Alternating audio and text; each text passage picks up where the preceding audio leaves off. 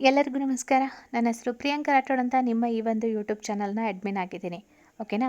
So ಇವಾಗ ಜಿಪ್ಸ್ಟರ್ ಆಗಿರ್ಬೋದು, KPSC group C exam ಆಗಿರ್ಬೋದು, ಅಥವಾ ಮುಂಬರುವಂತಹ ಯಾವುದೇ ಎಕ್ಸಾಮ್ ಆಗಿರ್ಬೋದು, ಅದರಲ್ಲಿ ಎಂಟೋನಿಮ್ಸ್ ಇದೆಯಲ್ಲ, ವೆರಿ ಇಂಪಾರ್ಟೆಂಟ್. ಸೊ ಇಂಗ್ಲೀಷ್ನಲ್ಲಿ ಎಂಟೋನಿಮ್ಸ್ ಅಂದರೆ ಕನ್ನಡದಲ್ಲಿ ವಿರುದ್ಧಾರ್ಥಕ ಪದಗಳು ಅಂತ ಹೇಳಬೇಕಾಗತ್ತೆ. ಸೊ ವಿರುದ್ಧಾರ್ಥಕ ಪದಗಳನ್ನು ನೀವು ಗ್ರೂಪ್ ಸಿ ಎಕ್ಸಾಮ್ನ ಹಿಂದಿನ ಕ್ವಶನ್ ಪೇಪರ್ಗಳನ್ನು ನೀವು ನೋಡಿದ್ರೆ ಅದರಲ್ಲಿಯೂ ಕೂಡ ಕೇಳ್ತಾನೆ ಇರ್ತಾರೆ. ಸೊ ಇವತ್ತಿನ ಭಾಗದಲ್ಲಿ 100 ಪ್ರಮುಖವಾದಂಥ ವಿರುದ್ಧಾರ್ಥಕ ಪದಗಳನ್ನು ನಾನು ಹೇಳ್ತಾ ಇದ್ದೀನಿ. ಸೊ ಇದು ತುಂಬ ಹೆಲ್ಪ್ಫುಲ್ ಆಗುತ್ತೆ ನಿಮ್ಮ ಒಂದು ಎಕ್ಸಾಮ್ ಪರ್ಪಸ್ನಿಂದ.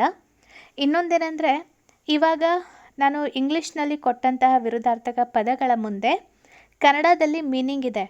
ಆದರೆ ನೀವು ಕನ್ನಡದಲ್ಲಿ ಇರುವಂತಹ ವಿರುದ್ಧಾರ್ಥಕ ಪದವನ್ನು ಅದು ಕರೆಕ್ಟ್ ಆಗಿದೆ ಅಂತ ನಾನು ಹೇಳ್ತಾ ಇಲ್ಲ. ಕೇವಲ ನಿಮಗೆ ಅರ್ಥ ಮಾಡಿಸುವ ಒಂದು ದೃಷ್ಟಿಯಿಂದ ಕನ್ನಡದಲ್ಲಿ ಆ ಇಂಗ್ಲೀಷ್ ವಿರುದ್ಧಾರ್ಥಕ ಪದಗಳನ್ನು ನಾವು ಭಾಷಾಂತರ ಮಾಡಿದ್ದೀವಿ ಅಷ್ಟೇ ಹೊರತು ಅದು ಸೇಮ್ ಟು ಸೇಮ್ ಅಲ್ಲ. ಹೌದಾ? ಸೊ ಈ ವಿಡಿಯೋ ಇಷ್ಟ ಆದರೆ ದಯವಿಟ್ಟು ಲೈಕ್, ಶೇರ್, ಸಬ್ಸ್ಕ್ರೈಬ್ ಆಗೋದನ್ನು ಮರಿಬೇಡಿ. ಸೊ ಆದಷ್ಟು ಹೆಚ್ಚು ವಿಡಿಯೋಗಳು ಬೇಕು ಅಂದರೆ ಶೇರ್ ಮಾಡೋದನ್ನು ಮರಿಬೇಡಿ. ಓಕೆ, ಸೊ ಹಾಗಾದರೆ ಸ್ಟಾರ್ಟ್ ಮಾಡೋಣ. ಸೊ ನಿಮಗೆ ಎಕ್ಸಾಂಪಲ್ ಕೂಡ ತೋರಿಸ್ತಾ ಹೋಗ್ತೀನಿ. ಈಗ ಇಲ್ಲಿ ಫಸ್ಟ್ ಒನ್ ಇದೆಯಲ್ಲ, ಇನ್ಎವಿಟೇಬಲ್, ಅದರ ವಿರುದ್ಧಾರ್ಥಕ ಪದ ಅವಾಯ್ಡೆಬಲ್. ಸೊ ಇವಾಗ ಈ ಚಿಹ್ನೆ ಯಾಕೆ ಹಾಕಿಲ್ಲ ಅಂತ ಕೇಳಬೇಡಿ, ಅದು ಆಗಿಲ್ಲ, ಇವಾಗ ಇಷ್ಟೇ ನೋಡ್ಕೊಳ್ಳಿ. ಸೊ ಇಲ್ಲಿ ಪ್ರಮುಖವಾಗಿ ಎಂಟೋನಿಮ್ಸ್ ಅಂತ ಹೇಳಬೇಕಂದ್ರೆ ವಿರುದ್ಧಾರ್ಥಕ ಪದಗಳು. ಇನ್ಎವಿಟೇಬಲ್ ಅಂತ ಹೇಳಬೇಕಂದ್ರೆ, ಸೊ ಇನ್ಎವಿಟೇಬಲ್ನ ಒಂದು ಅರ್ಥ ಏನಾಗುತ್ತೆ? ಅನಿವಾರ್ಯ. ಸೊ ಅದನ್ನು ನಾವು ಅವಾಯ್ಡೆಬಲ್, ಇನ್ಎವಿಟೇಬಲ್ ಅಂದರೆ ಅನಿವಾರ್ಯ. ಸೊ ಕಂಪಲ್ಸರಿ, ಅನಿವಾರ್ಯವಾಗಿ ಹೋಗಲೇಬೇಕು ಅನ್ನುವಂಥ ಪರಿಸ್ಥಿತಿ ಇರುತ್ತಲ್ಲ, ಸೊ ಇನ್ಎವಿಟೇಬಲ್ ಅಂತ. ಸೊ ಅದರ ವಿರುದ್ಧಾರ್ಥಕ ಪದ ಏನು? ಅವಾಯ್ಡೆಬಲ್. ಅವಾಯ್ಡೆಬಲ್ ಅಂದರೆ ಸೊ ನಿವಾರಿಸಬಹುದಾದ ಅಥವಾ ನಾವು ನಿರಾಕರಣೆ ಮಾಡಬಹುದಾದ ಅರ್ಥವನ್ನು ಕೊಡುತ್ತೆ. ಇಲ್ಲಿ ಇಂಗ್ಲೀಷ್ನ ವಿರುದ್ಧಾರ್ಥಕ ಪದಗಳು ಕರೆಕ್ಟ್ ಇದೆ, ಆದರೆ ಕನ್ನಡ ಪರ್ಫೆಕ್ಟ್ ಆಗಿದೆ ಅಂತ ನಾನು ಹೇಳಲ್ಲ. ಕನ್ನಡದಲ್ಲಿ ಇರೋದು ಕೇವಲ ನಿಮಗೆ ಅರ್ಥ ಮಾಡಿಸುವ ದೃಷ್ಟಿಯಿಂದ ಇರುವಂಥದ್ದು. ಓಕೆ, ಯಾಕಂದರೆ ಆಮೇಲೆ ಕಮೆಂಟ್ ಮಾಡಿ, ಇಲ್ಲ ಮ್ಯಾಮ್ ನೀವು ಕನ್ನಡದಲ್ಲಿ ಎಲ್ಲ ತಪ್ಪು ಕೊಟ್ಟಿದ್ದೀರಾ ಅಂತ ಹೇಳಬಾರ್ದು. ಕನ್ನಡವನ್ನು ಕನ್ಸಿಡರ್ ಮಾಡಬೇಡಿ, ಅದು ಕೇವಲ ನಿಮಗೆ ಅರ್ಥ ಮಾಡಿಸುವ ದೃಷ್ಟಿಯಿಂದ. ಎರಡನೇದು ಎಕ್ಸೆಪ್ಷನಲ್. ಎಕ್ಸೆಪ್ಷನಲ್ ಅಸಾಧಾರಣ, ಅದರ ಒಂದು ವಿರುದ್ಧಾರ್ಥಕ ಪದ ಕಾಮನ್. ಎಕ್ಸೆಪ್ಷನಲ್ ವಿರುದ್ಧಾರ್ಥಕ ಪದ ಕಾಮನ್. ಸೊ ಎಕ್ಸೆಪ್ಷನಲ್ ಅಂತ ಹೇಳಬೇಕಂದ್ರೆ ಅಸಾಧಾರಣ, ಅದರ ವಿರುದ್ಧಾರ್ಥಕ ಪದ ಸಾಮಾನ್ಯ ಅಥವಾ ಕಾಮನ್ ಅಂತ ನಾವು ಬಳಸ್ಬೋದು. ಮೂರನೇದು ಪರ್ಮನೆಂಟ್, ಅದರ ವಿರುದ್ಧಾರ್ಥಕ ಪದ ಟೆಂಪ್ರರಿ, ಶಾಶ್ವತ ಅಥವಾ ತಾತ್ಕಾಲಿಕ ಅಂತ ಹೇಳ್ಬೋದು. ಟೆಂಪ್ರರಿ ಅಂದರೆ ತಾತ್ಕಾಲಿಕ. So dim, luminous. So dim ಅಂದರೆ ನಾವು ಸಾಮಾನ್ಯವಾಗಿ ಬಳಕೆ ಮಾಡ್ತಾನೆ ಇರ್ತೀವಿ. ಸೊ ಲೈಟ್ ಯಾಕೋ ಇವತ್ತು ಡಿಮ್ ಆಗಿದೆ ಅಲ್ಲ ಹೇಳ್ತಾನೆ ಇರ್ತೀವಲ್ವ. ಸೊ ಡಿಮ್ ಅಂದರೆ ಮಂದ, ಲೂಮಿನಸ್ ಅಂದರೆ ಪ್ರಕಾಶಮಾನವಾಗಿರುವಂಥದ್ದು ಅಥವಾ ಪ್ರಕಾಶಕ ಅಂತ ನಾವು ಹೇಳ್ಬೋದು. ಐದನೇದು ರೆಕ್ಲೆಸ್. ರೆಕ್ಲೆಸ್ ಅಂದರೆ ಅಜಾಗರೂಕತೆ, ಅಜಾಗರೂಕತೆ ಅಂತ ಹೇಳ್ತೀವಲ್ಲ, ಸೊ ರೆಕ್ಲೆಸ್. ಅದರ ಒಂದು ವಿರುದ್ಧಾರ್ಥಕ ಪದ ಕೇರ್ಫುಲ್. ಸೊ ಅಷ್ಟು ಅಜಾಗರೂಕತೆಯಿಂದ ಕೆಲಸ ಮಾಡಬೇಡ ಅಂತ ಹೇಳ್ತೀವಲ್ಲ, ಸೊ ಅಜಾಗರೂಕತೆಯ ವಿರುದ್ಧಾರ್ಥಕ ಪದ ಕೇರ್ಫುಲ್, ಅಂದರೆ ಜಾಗರೂಕವಾಗಿ ನೀನು ಕೆಲಸ ಮಾಡು ಅಂತ ನಾವು ಹೇಳ್ಬೋದು. ಸೊ ರೆಕ್ಲೆಸ್, ಕೇರ್ಫುಲ್ ವಿರುದ್ಧಾರ್ಥಕ ಪದ ಆಗತ್ತೆ. ಸೊ ಎಕ್ಸ್ಪ್ಲಿಸಿಟ್ ಮತ್ತು ಅದರ ವಿರುದ್ಧಾರ್ಥಕ ಪದ ಎಂಬಿಜಿಯಸ್. ಎಕ್ಸ್ಪ್ಲಿಸಿಟ್ ಅಂತ ಹೇಳಬೇಕಂದ್ರೆ ಸ್ಪಷ್ಟ, ಆಂಬಿಜಿಯಸ್ ಅಂತ ಹೇಳಬೇಕಂದ್ರೆ ಅಸ್ಪಷ್ಟ.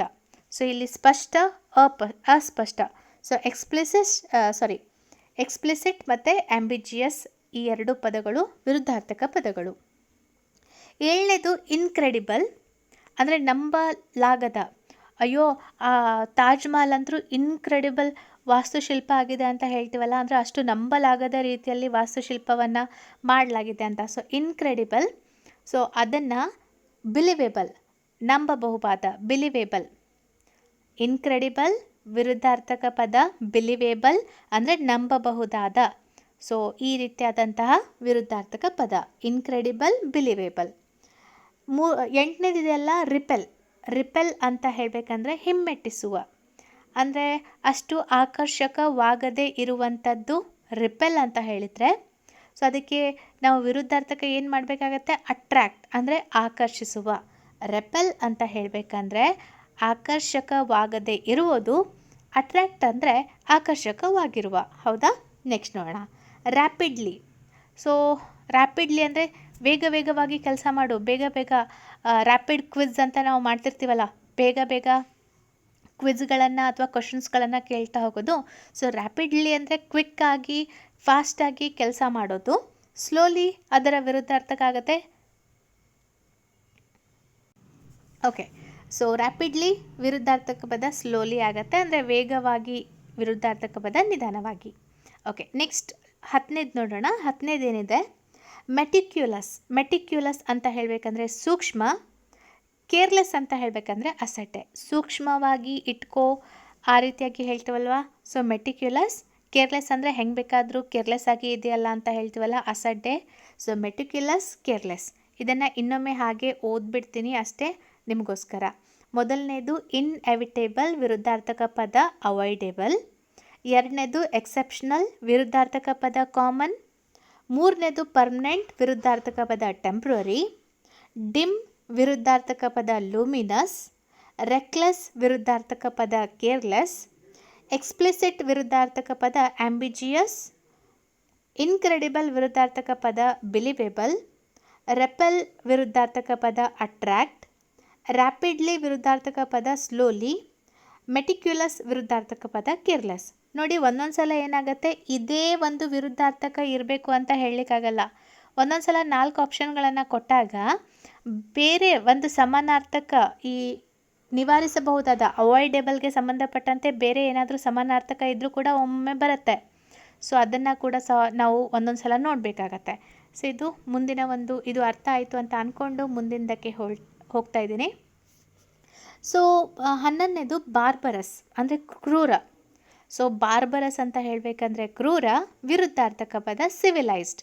ಸೊ ಕ್ರೂರಿ ಅಥವಾ ಅನಾಗರಿಕ, ಸೊ ಆ ರೀತಿ ಎಲ್ಲದಕ್ಕೆ ನಾವು ಬಾರ್ಬರಸ್ ಅನ್ನು ಯೂಸ್ ಮಾಡಿದರೆ, ಸಿವಿಲೈಸ್ಡ್ ಅಂದರೆ ನಾಗರಿಕ. ಸೊ ಈ ರೀತಿ ನೋಡಿ, ಸಿವಿಲೈಸ್ಡ್ ಆಗಿರಬೇಕು ಅಂತ ಹೇಳ್ತೀವಲ್ಲ, ಸೊ ಬಾರ್ಬರಸ್, ಅದರ ವಿರುದ್ಧಾರ್ಥಕ ಪದ ಸಿವಿಲೈಸ್ಡ್. ಮುಂದೆಂದು ಸಕ್ಸೆಸರ್. ಸಕ್ಸೆಸರ್ ಉತ್ತರಾಧಿಕಾರಿ. ಸೊ ನೀವು ಇಂಗ್ಲೀಷ್ ಪಠ್ಯಕ್ರಮಗಳನ್ನು ನೀವು ನೋಡುವಾಗ ಇದನ್ನು ನೀವು ನೋಡಿರ್ಬೋದು. ಸೊ ಉತ್ತರಾಧಿಕಾರಿಯನ್ನು ಸಕ್ಸೆಸರ್ ಅಂತ ಹೇಳಿದರೆ, ಸೊ ಇಲ್ಲಿ ಏನು ಪೂರ್ವಾಧಿಕಾರಿಯನ್ನು ಪ್ರೀಡೆಸೆಸರ್. ಉತ್ತರಾಧಿಕಾರಿ, ಪೂರ್ವಾಧಿಕಾರಿ. ಸಕ್ಸೆಸರ್, ಪ್ರೀಡೆಸೆಸರ್ ಅಂತ ಹೇಳಬೇಕಾಗತ್ತೆ. ಮುಂದಿಂದು ಅರ್ಬನ್, ವಿರುದ್ಧಾರ್ಥಕ ಪದ ರೂರಲ್. ಇದಂತೂ ಸಿಂಪಲ್ ಆಗಿದೆ, ನಗರ ಗ್ರಾಮೀಣ. ಅರ್ಬನ್, ವಿರುದ್ಧಾರ್ಥಕ ಪದ ರೂರಲ್. ಸೊ ಕನ್ಕ್ಲೂಸಿವ್ ಅಂದರೆ ನಿರ್ಣಾಯಕ. ಇಂಡಿಸಿಸಿವ್, ಕನ್ಕ್ಲೂಸಿವ್ ಅಂತ ಹೇಳಬೇಕಂದ್ರೆ ನಿರ್ಣಾಯಕ. ಇಂಡಿಸಿಸಿವ್ ಅಂದರೆ ಅನಿಶ್ಚಿತ. ಸೊ ಅದನ್ನು ನಿರ್ಣಯ ಮಾಡದೇ ಇರುವಂಥದ್ದು ಅಥವಾ ಅನಿಶ್ಚಿತವಾಗಿರುವಂಥದ್ದನ್ನು ಇಂಡಿಸಿಸಿವ್, ಅದನ್ನು ಆ ಒಂದು ಪದವನ್ನು ವಿರುದ್ಧಾರ್ಥಕವಾಗಿ ಬಳಸ್ತೀವಿ. So 15ನೇದು terminate. ಟರ್ಮಿನೇಟ್ ಅಂದರೆ ಕೊನೆಗೊಳಿಸು. ಸೊ ಜಾಬ್ಗಳಲ್ಲಿ ಸಾಮಾನ್ಯವಾಗಿ ಬಳಕೆ ಮಾಡೋದು. ಇವತ್ತು ನಿಮಗೆ ಟರ್ಮಿನೇಷನ್ ಲೆಟರ್ ಬಂದಿದೆ ಅಂತ ಹೇಳ್ತೀವಲ್ವಾ, ಟರ್ಮಿನೇಟ್ ಅಂತ ಹೇಳಬೇಕಂದ್ರೆ ಕೊನೆಗಾಣಿಸು. ಬಿಗಿನ್ ಅಂದರೆ ಆರಂಭಿಸು, ಕೊನೆಗಾಣಿಸು, ಆರಂಭಿಸು. ಸೊ ಅದೇ ರೀತಿಯಾಗಿ 16ನೇದು ನಿಗಾರ್ಡ್ಲಿ. ನಿಗಾರ್ಡ್ಲಿ ಅಂದರೆ ಜಿಪುಣತನದಿಂದ. ಸೊ ನಿಗಾರ್ಡ್ಲಿ ಅಂದರೆ ಜಿಪುಣತನದಿಂದ. ಲ್ಯಾವಿಶ್ಲಿ ಅಂದರೆ ಅದ್ಧೂರಿಯಾಗಿ. ಸೊ ಇದೆಲ್ಲ ವರ್ಡ್ ಇದೆಯಲ್ಲ, ನಾವು ಇಂಗ್ಲೀಷನ್ನು ಮೇಲಿಂದ ಮೇಲೆ ನೋಡ್ತಾ ಹೋದರೆ ಕಾಮನ್ ಅನಿಸುತ್ತೆ. ಸೊ ಯಾವಾಗಾದರೂ ಒಮ್ಮೆ ನಾವು ಇಂಗ್ಲೀಷ್ ಕಡೆ ಮುಖ ಮಾಡಿದಾಗ ಅಯ್ಯೋ ಈ ವರ್ಡನ್ನೇ ಕೇಳಿಲ್ಲ, ಎಲ್ಲಿಂದ ಬಂತು ಅಂತ ಕೂಡ ಅನಿಸುತ್ತೆ. ಓಕೆ, ಆದರೆ ಇನ್ನು ಮುಂದೆ ಅನಿಸಲ್ಲ, ಯಾಕಂದರೆ ನಿಮಗೆ ಆದಷ್ಟು ನಾನು ಪ್ರಾಕ್ಟೀಸ್ ಮಾಡಿಸ್ತಾ ಇರ್ತೀನಿ. ಸೊ ನಿಗಾರ್ಡ್ಲಿ ಅಂತ ಹೇಳಬೇಕಂದ್ರೆ ಜಿಪುಣತನದಿಂದ. ಲ್ಯಾವಿಶ್ಲಿ ಅಂದರೆ ಅದ್ಧೂರಿಯಾಗಿ ಮಾಡೋದು. ಸೊ ಅಡ್ವಾನ್ಸ್ಡ್ ಅಂದರೆ ಮುಂದುವರಿದ. ಸೊ ಆಧುನಿಕ, ಮುಂದುವರಿದ, ಇದೆಲ್ಲ ನಾವು ಅಡ್ವಾನ್ಸ್ಡ್ಗೆ ಯೂಸ್ ಮಾಡ್ಬೋದು. ಇದರ ಒಂದು ವಿರುದ್ಧಾರ್ಥಕ ಪದ ರೆಸಿಡೆಡ್. ರೆಸಿಡೆಡ್ ಅಂದರೆ ತಗ್ಗಿದ, ಅಂದರೆ ಅಷ್ಟು ಟೆಕ್ನಾಲಜಿ ಏನು, ಈಗ ಫಾರ್ ಎಕ್ಸಾಂಪಲ್ ಟೆಕ್ನಾಲಜಿ ತುಂಬ ಅಡ್ವಾನ್ಸ್ಡ್ ಆಗಿದೆ ಅಂತ ಹೇಳ್ತೀವಲ್ವ. ಸೊ ಇಲ್ಲಿ ರೆಸಿಡೆಡ್ ಅಂತ ಹೇಳಬೇಕಂದ್ರೆ ಅಷ್ಟು ಮುಂದುವರಿಯದೇ ಇರುವಂತಹ ತಗ್ಗಿದ ಒಂದು ಕಾನ್ಸೆಪ್ಟ್ ಇರುತ್ತಲ್ಲ, ಅಲ್ಲಿ ನಾವು ರೆಸಿಡೆಡನ್ನು ಯೂಸ್ ಮಾಡ್ತೀವಿ. 18ನೇದು ಎನ್ಲೈಟನ್ಡ್. ಸೊ ಎನ್ಲೈಟನ್ಡ್ಗೆ ಸಂಬಂಧಪಟ್ಟಂತೆ ಯಾರು ನೆನಪು ಬರ್ತಾರೆ? ಬುದ್ಧ. ಸೊ ಎಲ್ಲಿ ಅವರಿಗೆ ಈ ಒಂದು ಬೋಧಿ ವೃಕ್ಷದ ಕೆಳಗೆ ಜ್ಞಾನೋದಯವಾಯಿತು, ಜ್ಞಾನೋದಯ, ಎನ್ಲೈಟನ್ಡ್. ಅದರ ವಿರುದ್ಧಾರ್ಥಕ ಇಗ್ನೋರಂಟ್, ಪ್ರಬುದ್ಧ, ಅಜ್ಞಾನ. ಸೊ ಎನ್ಲೈಟನ್ಡ್ ಅಂದರೆ ಪ್ರಬುದ್ಧ ವ್ಯಕ್ತಿ ಅಂತ ಹೇಳ್ಬೋದು, ಜ್ಞಾನಿ ಅಂತ ಹೇಳ್ಬೋದು. ಸೊ ಅದೇ ರೀತಿಯಾಗಿ ಇಗ್ನೋರೆಂಟ್ ಅಂತ ಹೇಳಬೇಕಂದ್ರೆ ಅಜ್ಞಾನ ಅಂತ ಹೇಳ್ಬೋದು. ಸೊ ಮಾಡರೇಟ್ ಮಧ್ಯಮ, ಮತ್ತು ಎಕ್ಸ್ಟ್ರೀಮ್ ಅಂದರೆ ತೀವ್ರ. ಸೊ ಇದೆರಡು ನೀವು ನೋಡ್ಬೋದಲ್ಲ, ನಮ್ಮ 1905ರ ಒಂದು ಬಂಗಾಳದ ವಿಭಜನೆಯ ಸಮಯದಲ್ಲಿ ಮಂದಗಾಮಿಗಳು ಮತ್ತು ತೀವ್ರಗಾಮಿಗಳು ಅಂತ ಹೇಳಲ್ವಾ, ಮಾಡರೇಟ್ ಮತ್ತು ಎಕ್ಸ್ಟ್ರೀಮ್. ಸೊ ಮಾಡರೇಟ್ನ ಒಂದು ವಿರುದ್ಧಾರ್ಥಕ ಪದ ತೀವ್ರ ಅಥವಾ ಕಟ್ಟ ಕಡೆಯ ಅಂತ ಹೇಳ್ಬೋದು. ಇಲ್ಲಿ ನಿಮಗೆ ಸಿಂಪಲ್ ಆಗಿ ಹೇಳಬೇಕಂದ್ರೆ ಮಂದಗಾಮಿ, ಉಗ್ರಗಾಮಿ ಅಂತ ನೆನ್ಪಿಟ್ಕೊಳ್ಳಿ, ಮಾಡರೇಟ್ ಮತ್ತು ಎಕ್ಸ್ಟ್ರೀಮಿಸ್ಟ್ಗೆ ಸಂಬಂಧಪಟ್ಟಂತೆ. ನೆಕ್ಸ್ಟ್ ನೋಡೋಣ, ಸೂಪರ್ಫಿಷಿಯಲ್ ಬಾಹ್ಯ, ಥ್ರೂ ಅಂತ ಹೇಳಬೇಕಂದ್ರೆ ಸಂಪೂರ್ಣ, ಥೊರೋ ಅಂದರೆ ಸಂಪೂರ್ಣ. ಸೂಪರ್ಫಿಷಿಯಲ್ ಅಂತ ಹೇಳಬೇಕಂದ್ರೆ ಬಾಹ್ಯ, ಆಮೇಲೆ ಥೊರೋ ಅಂತ ಹೇಳಬೇಕಂದ್ರೆ ಸಂಪೂರ್ಣ ಅಂತ ನಾವು ಹೇಳ್ಬೋದಾಗಿದೆ. ಓಕೆ. ಸೊ ನಾವು ಯೂಸ್ ಮಾಡ್ತಾ ಇರ್ತೀವಲ್ಲ, ಥರೋಲಿ ಅಂತ ಯೂಸ್ ಮಾಡಲ್ವಾ, ಅಂದರೆ ಸಂಪೂರ್ಣವಾಗಿ. ಸೊ ಸೂಪರ್ಫಿಷಿಯಲ್ ವಿರುದ್ಧಾರ್ಥಕ ಪದ ಥೊರೋ ಅಂತ ಆಗುತ್ತೆ. ಸೊ ಸೂಪರ್ಫಿಷಿಯಲ್, ಥೊರೋ ವಿರುದ್ಧಾರ್ಥಕ ಪದಗಳು ಬಾಹ್ಯ ಮತ್ತು ಸಂಪೂರ್ಣ. ಓಕೆ, ನೆಕ್ಸ್ಟ್ ನೋಡೋಣ. ಓಕೆ, ಸ್ಕಾನ್ ಅಂತ ಹೇಳಬೇಕಂದ್ರೆ ತಿರಸ್ಕಾರ. ಆಮೇಲೆ ಅಡ್ಮಿರೇಷನ್ ಅಂತ ಹೇಳಬೇಕಂದ್ರೆ ಮೆಚ್ಚುಗೆ. ಸೊ ತಿರಸ್ಕರಿಸೋದನ್ನು ಸ್ಕಾರ್ನ್ ಅಂತ ಕರಿತೀವಿ. ಅದರ ವಿರುದ್ಧಾರ್ಥಕ ಪದ ಮೆಚ್ಚುಗೆ ಅಥವಾ ಅಡ್ಮೈರೇಷನ್ ಅಂತ ನಾವು ಹೇಳ್ಬೋದು. ಅಡ್ಮೈರೇಷನ್ ಅನ್ನೋದು ಅಂದರೆ ಯಾರನ್ನಾದರೂ ಅಡ್ಮೈರ್ ಮಾಡೋದು ಅಥವಾ ಹೊಗಳೋದು ಅಂತ ಹೇಳಲ್ವಾ, ಅಡ್ಮೈರೇಷನ್ ಅದರ ವಿರುದ್ಧಾರ್ಥಕ ಪದ ಸ್ಕಾನ್ ಅಂತ ಹೇಳ್ಬೋದಾಗಿದೆ. ಓಕೆ. ಸೊ ತಿರಸ್ಕಾರ ಅಥವಾ ಮೆಚ್ಚುಗೆ ಮಾಡೋದು ವಿರುದ್ಧಾರ್ಥಕ ಪದಗಳು. ಸೊ ಅದೇ ರೀತಿಯಾಗಿ ಇಲ್ಲಿದೆಯಲ್ಲ, ಮತ್ತು ಸರಿಯಾಗಿ ನೋಡ್ಕೊಳ್ಳಿ, ಕನ್ನಡದಲ್ಲಿರುವಂಥ ವಿರುದ್ಧಾರ್ಥಕ ಪದಗಳು ಅಷ್ಟು ಕರೆಕ್ಟಾಗಿ ಇಲ್ಲ. ಸೊ ಕನ್ನಡವನ್ನು ದಯವಿಟ್ಟು ಇಲ್ಲಿ ನೀವು ವಿರುದ್ಧಾರ್ಥಕ ಪದಗಳಲ್ಲಿ ಯೋಚನೆ ಮಾಡಬೇಡಿ. ಓಕೆ. ಸೊ 22ನೇದು ಟ್ರಿವಿಯಲ್ ಅದರ ವಿರುದ್ಧಾರ್ಥಕ ಪದ ಸೀರಿಯಸ್. ಸೊ ಕ್ಷುಲ್ಲಕ ಅಂತ ಹೇಳ್ತೇವಲ್ಲ, ಸೊ ಕ್ಷುಲ್ಲಕವನ್ನು ನಾವು ಟ್ರಿವಿಯಲ್ ಅಂತ ಹೇಳಿದರೆ ಅದರ ಮೀನಿಂಗ್, ಅದರ ವಿರುದ್ಧಾರ್ಥಕ ಪದ ಏನಾಗುತ್ತೆ, ಸೀರಿಯಸ್. ಸೊ ಕ್ಷುಲ್ಲಕ ಅಥವಾ ಅದನ್ನು ನಾವು ಸೀರಿಯಸ್ ಆಗಿ ತೆಗೆದುಕೊಳ್ಳದೇ ಇರೋದು, ಅದರ ವಿರುದ್ಧಾರ್ಥಕ ಸೀರಿಯಸ್, ಗಂಭೀರ ಅಂತ ಹೇಳ್ಬೋದಾಗಿದೆ. ಓಕೆ. ಸೊ 23ನೇದು ಲಕ್ವೇಶಿಯಸ್ ಅಂತ ಹೇಳ್ಬೋದು. ಲಕ್ವೇಶಿಯಸ್ ಅಂತ ಹೇಳಬೇಕಂದ್ರೆ ವಾಚಾಳಿಯಾದ. ಸೊ ಲಕ್ವೇಶಿಯಸ್ ವಾಚಾಳಿಯಾದ, ಅದರ ಒಂದು ವಿರುದ್ಧಾರ್ಥಕ ಪದ ರಿಸರ್ವ್ಡ್. ಓಕೆ. ಸೊ ಅಂದರೆ ನಿನ್ನ ಬಾಯಿನ ಬೊಂಬಾಯಿನ ಆ ರೀತಿ ಇರ್ತೀವಲ್ಲ, ಅದನ್ನು ನಾವು ಲಕ್ವೇಶಿಯಸ್ ಅಂತ ಹೇಳ್ಬೋದು. ರಿಸರ್ವ್ಡ್ ಅಂದರೆ ಸೊ ನಮ್ಮಷ್ಟಕ್ಕೆ ನಾವು ಇರೋದು ಅಂತ ಹೇಳ್ತೀವಲ್ಲ, ಸೊ ಅದನ್ನು. ಸೊ ಲಕ್ವೇಶಿಯಸ್ ಮತ್ತು ರಿಸರ್ವ್ಡ್ ವಿರುದ್ಧಾರ್ಥಕ ಪದಗಳು. ನೆಕ್ಸ್ಟ್, ಸೊ ಕಾನ್ಫಿಸ್ಕೇಟ್ ಅಂತ ಹೇಳಬೇಕಂದ್ರೆ ಕಸಿದುಕೊಳ್ಳು. ಕಸಿದುಕೊಳ್ಳು ವಿರುದ್ಧಾರ್ಥಕ ಪದ ರಿಲೀಸ್. ಕಾನ್ಫಿಸ್ಕೇಟ್ ವಿರುದ್ಧಾರ್ಥಕ ಪದ ರಿಲೀಸ್, ಕಸಿದುಕೊಳ್ಳೋದು, ಬಿಡುಗಡೆ ಮಾಡೋದು. ನೆಕ್ಸ್ಟ್ ನೋಡೋಣ, ಆಫನ್ ಅಂದರೆ ಮೇಲಿಂದ ಮೇಲೆ, ಸಾಮಾನ್ಯವಾಗಿ ಅಂತ ಹೇಳ್ಬೋದು. ವಿರುದ್ಧಾರ್ಥಕ ಪದ ರೇರ್ಲಿ ಅಂದರೆ ತುಂಬ ರೇರ್ಲಿ ನಾನು ಅಲ್ಲಿ ದೇವಸ್ಥಾನಕ್ಕೆ ಹೋಗ್ತೀನಿ ಅಂದರೆ ತುಂಬ ರೇರಾಗಿ, ವಿರಳವಾಗಿ ನಾನು ದೇವಸ್ಥಾನಕ್ಕೆ ಹೋಗ್ತೀನಿ. ಇಲ್ಲ ನಾನು ಆಫನ್ ಆಗಿ ಜಿಮ್ಗೆ ಹೋಗ್ತೀನಿ ಅಂದರೆ ನಾನು ಮೇಲಿಂದ ಮೇಲೆ ಹೋಗ್ತಾ ಇರ್ತೀನಿ ಜಿಮ್ಗೆ ಅಂತ ಹೇಳೋದು. ಸೊ ಆಫನ್, ರೇರ್ಲಿ, ಸಾಮಾನ್ಯ, ವಿರಳ. ಎಮಿನೆಂಟ್. ಸೊ ಈಗ ಇಂಪಾರ್ಟೆಂಟ್ ಅನ್ನುವಂಥದ್ದನ್ನು ನಾವು ಇನ್ನೊಂದು ಪದದಲ್ಲಿ ಹೇಳಬೇಕು ಅಂದರೆ ಎಮಿನೆಂಟ್ ಅಂತ ಹೇಳ್ಬೋದು. ಸೊ ಎಮಿನೆಂಟ್ ಶ್ರೇಷ್ಠ. ಸೊ ನೊಟೋರಿಯಸ್ ಕುಖ್ಯಾತ. ಎಮಿನೆಂಟ್, ನೊಟೋರಿಯಸ್ ವಿರುದ್ಧಾರ್ಥಕ ಪದ. ಎಮಿನೆಂಟ್ ಅಂದರೆ ಶ್ರೇಷ್ಠ, ನೊಟೋರಿಯಸ್ ಅಂದರೆ ಕುಖ್ಯಾತ ಅನ್ನುವಂತಹ ಮೀನಿಂಗನ್ನು ಕೊಡುತ್ತೆ. ಸೊ ಎಂಬಾರ್ಕ್ ಅಪಾನ್ ಅಂದರೆ ಕೈಗೊಳ್ಳು. ಎಂಬಾರ್ಕ್ ಅಪಾನ್ ಅಂದರೆ ಕೈಗೊಳ್ಳು, ಅದರ ವಿರುದ್ಧಾರ್ಥಕ ಪದ ಕನ್ಕ್ಲೂಡ್, ಮುಗಿಸು. ಸೊ ಒಂದು ಹೊಸ ಕೆಲಸವನ್ನು ಕೈಗೆತ್ತಿಕೊಳ್ಳು ಅನ್ನೋದಕ್ಕೆ ಎಂಬಾರ್ಕ್ ಅಪಾನ್ ಅಂತ ಹೇಳ್ಬೋದು. ಸೊ ಇಲ್ಲ ಈ ಕೆಲಸವನ್ನು ಮುಗಿಸು. ನೀವು ನೋಡ್ತಿರಲ್ಲ, ಯಾವುದೇ ಪ್ರಬಂಧ ಏನಾದರೂ ಬರೆಯುವಾಗ ಕನ್ಕ್ಲೂಷನ್ ಅಂತ ಮಾಡಲ್ವಾ, ಸೊ ಮುಗಿಸೋದು, ಕನ್ಕ್ಲೂಡ್ ಮಾಡು, ಅಥವಾ ಸಮಾರಂಭ ಅಂತ ಹೇಳ್ತೀವಲ್ವ. ಸೊ ಕನ್ಕ್ಲೂಡ್ ಅಂದರೆ ಮುಗಿಸು, ಎಂಬಾರ್ಕ್ ಅಪಾನ್ ಅಂದರೆ ಕೈಗೊಳ್ಳು. ಸೊ ಡಿಫಿಡೆನ್ಸ್ ಅಂತ ಹೇಳಬೇಕಂದ್ರೆ ಇದರ ಅರ್ಥ ಸಂಕೋಚ. ಸೊ ಸಂಕೋಚ ಸ್ವಭಾವದವರು ಅನ್ನೋದನ್ನು ನಾವು ಡಿಫಿಡೆನ್ಸ್ ಅಂತ ಹೇಳಿದರೆ. ಬೋಲ್ಡ್ನೆಸ್ ಅಂದರೆ ಧೈರ್ಯ. ಸೊ ಆಕೆ ತುಂಬ ಡಿಫಿಡೆನ್ಸ್ ಅಂದರೆ ತುಂಬ ಸಂಕೋಚ ಸ್ವಭಾವದವರು ಅಂತ ಹೇಳುವಾಗ ನಾವೇನು ಬಳಸ್ತೀವಿ, ಡಿಫಿಡೆನ್ಸ್. ಬೋಲ್ಡ್ನೆಸ್ ಅಥವಾ ಧೈರ್ಯವನ್ನು ನಾವು ಇದರ ವಿರುದ್ಧಾರ್ಥಕ ಪದವಾಗಿ ಬಳಕೆ ಮಾಡ್ಬೋದು. So diffidence, boldness. Next one paucity. Paucity ವಿರುದ್ಧಾರ್ಥಕ ಪದ ಪ್ಲೆಂಟಿ.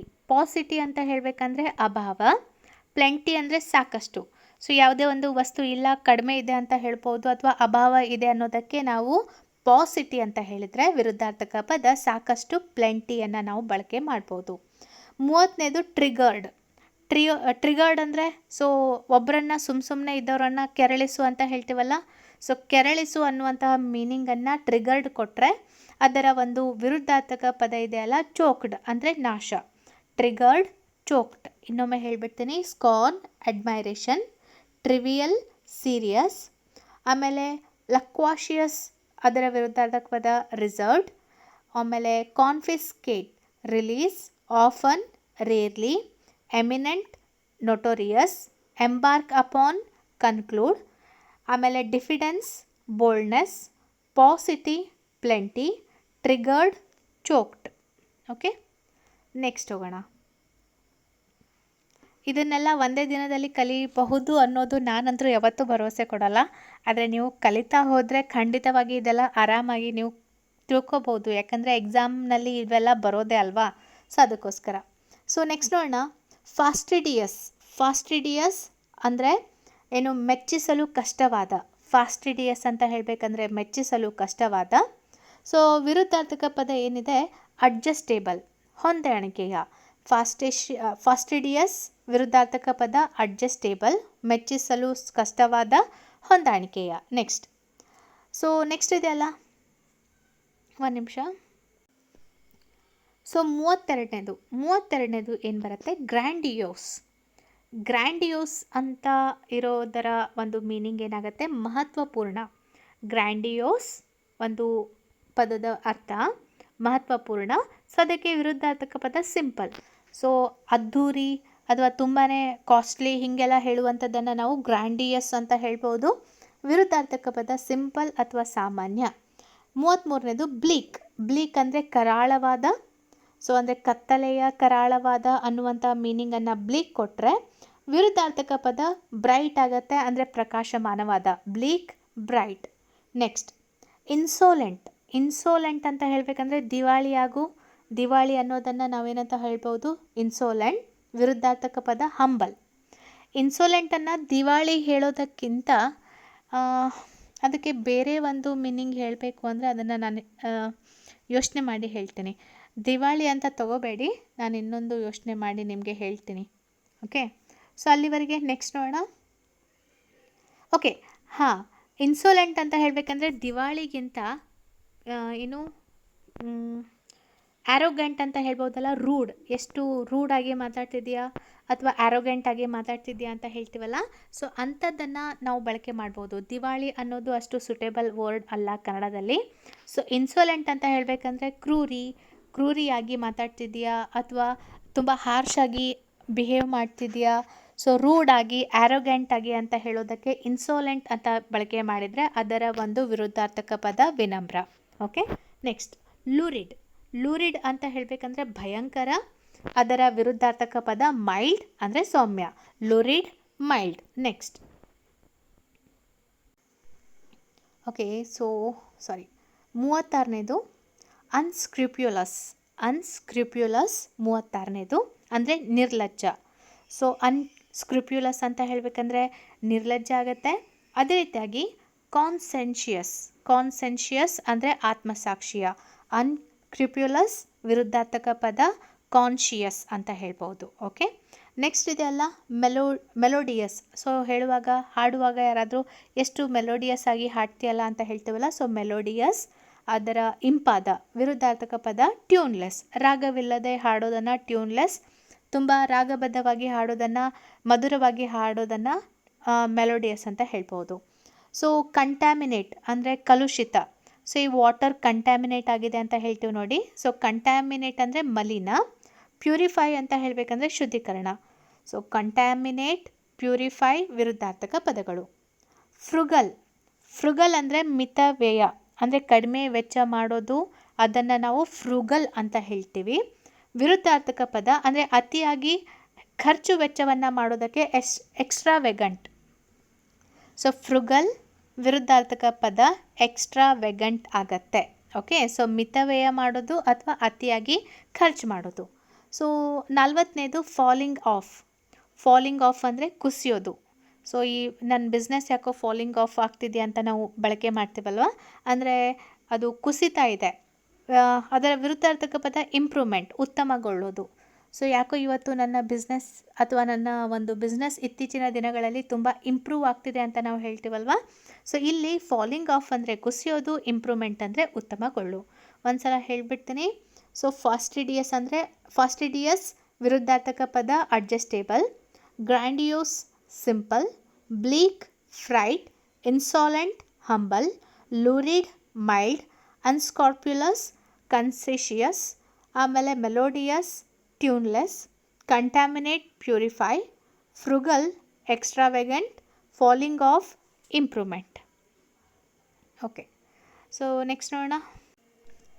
ಸೊ 41ನೇದು ಜೇನಿಯಲ್ ಅಂದರೆ ತುಂಬ ಫ್ರೆಂಡ್ಲಿ ಆಗಿದ್ದಾರೆ ಅಂತ ನಾವು ಹೇಳ್ತೀವಲ್ವ. ಸೊ ಫ್ರೆಂಡ್ಲಿ ಅನ್ನೋದನ್ನು ಜೇನಿಯಲ್ ಅಂತ ಹೇಳ್ಬೋದು. ಅದರ ವಿರುದ್ಧಾರ್ಥಕ ಪದ ಕ್ರೂರಿ, unkind. Genial, unkind. Next shallow, deep. So ಇದನ್ನು ಅಡುಗೆ ಮಾಡುವಾಗ ಹೇಳ್ತಿರ್ತಾರೆ, ಅಡುಗೆ ಪ್ರೋಗ್ರಾಮ್ ಒಂದು ವೇಳೆ ನೀವು ನೋಡ್ತಾ ಇದ್ದರೆ ಇದನ್ನು ಶಾಲೋ ಫ್ರೈ ಮಾಡಬೇಕು, ಇದನ್ನು ಡೀಪ್ ಫ್ರೈ ಮಾಡಬೇಕು ಅಂತ. ಸೊ ಮೇಲ್ಮೇಲೆ ಅಷ್ಟೇ ಫ್ರೈ ಮಾಡೋದನ್ನು ಶಾಲೋ ಫ್ರೈ ಅಂತ ಹೇಳ್ತೀವಿ. ತುಂಬ ಕರಿಯುವಂಥ ತಿಂಡಿಗಳನ್ನು ನಾವು ತುಂಬ ಡೀಪಾಗಿ ಫ್ರೈ ಮಾಡಬೇಕು ಅನ್ನೋದಕ್ಕೆ ಡೀಪ್ ಫ್ರೈ, ಶಾಲೋ ಫ್ರೈ ಕುಕ್ಕಿಂಗ್ನಲ್ಲಿ ಜಾಸ್ತಿ ಬಳಕೆ ಮಾಡ್ತಾರೆ. ಆದರೆ ನಿಮಗೆ ಇಲ್ಲಿ ಎಕ್ಸಾಮ್ನಲ್ಲಿ ಬೇಕಾಗಿದೆ. ಸೊ ಶಾಲೋ ಆಳವಲ್ಲದ, ಡೀಪ್ ಅಂದರೆ ಹೇಳಬೇಕಂದ್ರೆ ಆಳವಾದ. ಸೊ ಇಮ್ಯೂನ್ ಅಂದರೆ ಇವಾಗ ನಾವು ಹೇಳ್ತೀವಲ್ವ, ಇಂಜೆಕ್ಷನ್ ಮಾಡಿಸ್ಕೊಂಡ ನಂತರ ಇವಾಗ ನಾವೆಲ್ಲ ಇಮ್ಯೂನ್ ಆಗಿದ್ದೀವಿ ಅಂತ. ಸೊ ಪ್ರತಿರಕ್ಷಣಾ ಬಲ ಇದೆ ಅಂತ ಹೇಳ್ಬೋದು. ಸೊ ವರ್ನರೇಬಲ್, ಯಾರ್ಯಾರಿಗೆ ಈ ಒಂದು ಪ್ರತಿರಕ್ಷಣಾ ಬಲ ಇಲ್ಲ, ಇಮ್ಯುನಿಟಿ ಇಲ್ಲ, ಸೊ ಇಮ್ಯೂನ್ ವಲ್ನರೇಬಲ್ ಅಂತ ನಾವು ಬಳಕೆ ಮಾಡ್ಬೋದು. ಇಮ್ಯೂನ್ ವಿರುದ್ಧಾರ್ಥಕ ಪದ ವಲ್ನರೇಬಲ್. ವೆನೆರೇಷನ್ ಅಂತ ಹೇಳಬೇಕಂದ್ರೆ ಗೌರವ, ವಿರುದ್ಧಾರ್ಥಕ ಪದ ಡಿಸ್ರೆಸ್ಪೆಕ್ಟ್. ವೆನೆರೇಷನ್, ಅದರ ವಿರುದ್ಧಾರ್ಥಕ ಪದ ಡಿಸ್ರೆಸ್ಪೆಕ್ಟ್, ಗೌರವ, ಅಗೌರವ. ಈಲ್ಡ್ ಟು ಅಂದರೆ ಉತ್ಪನ್ನ, ರೆಸಿಸ್ಟ್ ಅಂತ ಹೇಳಬೇಕಂದ್ರೆ ತಡೆ. ಸೊ ಈಲ್ಡ್ ಟು ಅಂದರೆ ಉತ್ಪನ್ನ, ರೆಸಿಸ್ಟ್ ಅಂದರೆ ತಡೆ ಹಿಡಿಯೋದು. ಸೊ ಕಾಂಕರ್ ಅಂದರೆ ಘಟಿಸೋದು ಅಥವಾ ನಡೆಯುವಂಥದ್ದು, ಕಾಂಕರ್ ಅಂತ ಹೇಳ್ಬೋದು. ಡಿಸ್ಅಗ್ರಿ ಅಂದರೆ ಒಪ್ಪಿಗೆ ಇಲ್ಲದೆ ಇರೋದು. ಕಾಂಕರ್ ವಿರುದ್ಧಾರ್ಥಕ ಪದ ಡಿಸ್ಅಗ್ರಿ ಆಗತ್ತೆ. ಓಗ್ ಅಂತ ಹೇಳಬೇಕಂದ್ರೆ ಅಸ್ಪಷ್ಟ, ವಿರುದ್ಧಾರ್ಥಕ ಪದ ಪ್ರಿಸೈಸ್. ಓಗ್ ಅಂದರೆ ಅಸ್ಪಷ್ಟ ಅಥವಾ ಲೆಂದಿ, ಆ ರೀತಿಯಾದಂಥ ಮೀನಿಂಗ್ ಕೂಡ ಕೊಡ್ಬೋದಾಗಿದೆ.